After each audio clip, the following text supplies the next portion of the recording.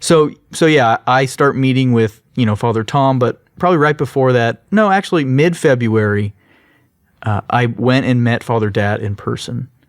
I went to the seminary, St. Mary's Seminary, to meet with him, and they were having, I went for the Sunday Mass at the seminary, and it was the Mass for installation of lectors. Okay. Because in formation for the priesthood, you first are installed as a lector. This is the way we do it at St. Mary's. Other seminaries do it in different orders. Okay. But we do, you get installed as a lector. Okay. And then you get installed as an acolyte. And then you receive candidacy.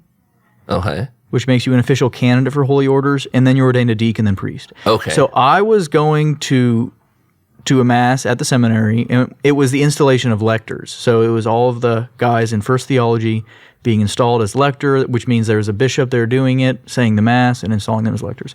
So I go to the Mass, and then after Mass, we go to brunch, and so I sit with the guys at the brunch table. And then afterwards, Father Dat and I spoke one-on-one. And we were just walking around the campus, and he was, just asking me, just the basic discernment questions, have you considered religious life? And I said, well, I don't really know what the difference is between, diocesan priesthood. Like, what's the difference?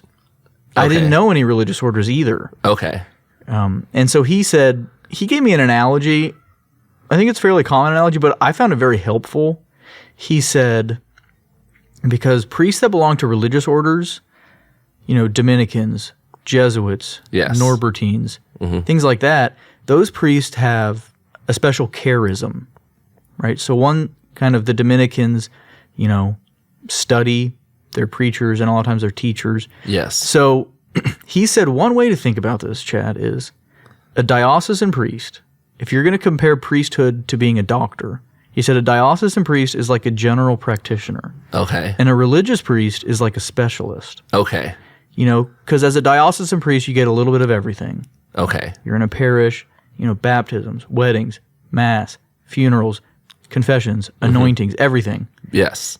Religious priests are sometimes in parishes, but other times they have other assignments, in a classroom or whatever it may be. And when he said that, in my mind, it was very clear, like, diocesan all the way. All the way. So, and I think part of it also, I didn't know any religious orders. I didn't have any exposure to any religious orders. Mm-hmm. Now, that doesn't mean, that I couldn't have been called to religious life. Mm-hmm. I didn't have any experience whatsoever. I don't even know if I could probably have named one or two. I don't know, but I just didn't know. So that wasn't a big part of the discernment for me. It wasn't on the top of your mind. No. Okay. So yeah, Father Dat and I continued to talk, and I kind of remember him starting to talk about applying right out of high school. So this is February of my senior year, and he starts talking about applying out of high school. And for me, I was getting a little bit uncomfortable. I just didn't know if I was ready to do that. I was just really kind of nervous about that idea. Okay. So, we left off with there. I went home, and I was talking to my mom about, what we talked about. I said, I don't know if I'd want to apply out of high school.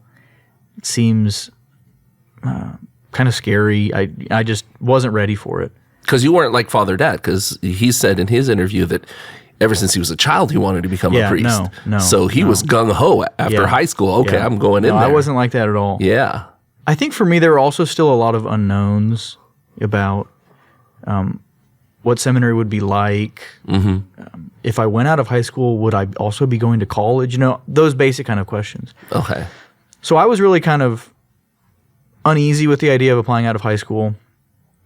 But after I came back from meeting with Father Dat, I tried to continue to pray about it, and I went to spiritual direction. And I think one of the challenges for me that I remember kind of thinking about as I was discerning was, especially when it came to prayer, I would often think, how am I supposed to know if this is just me wanting to do this or you calling me?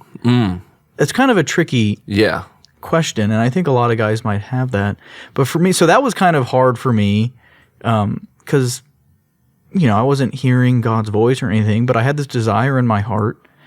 And so I continued to try to keep praying, going to spiritual direction with Father Tom.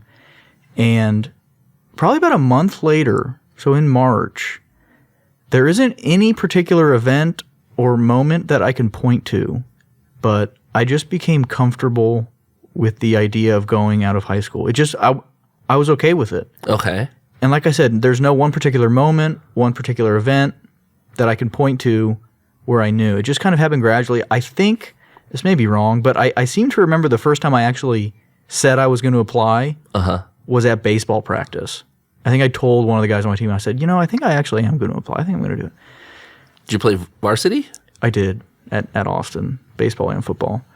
So yeah, I think I was at baseball practice and I told the guy, one of my teammates, yeah, I think I'm going to apply. So I called Father Dat in March, and I think over spring break started the application process. Okay. And went through it all, and then, you know, come May 1st, I had my final interview with the admissions panel, and I was accepted as a seminarian.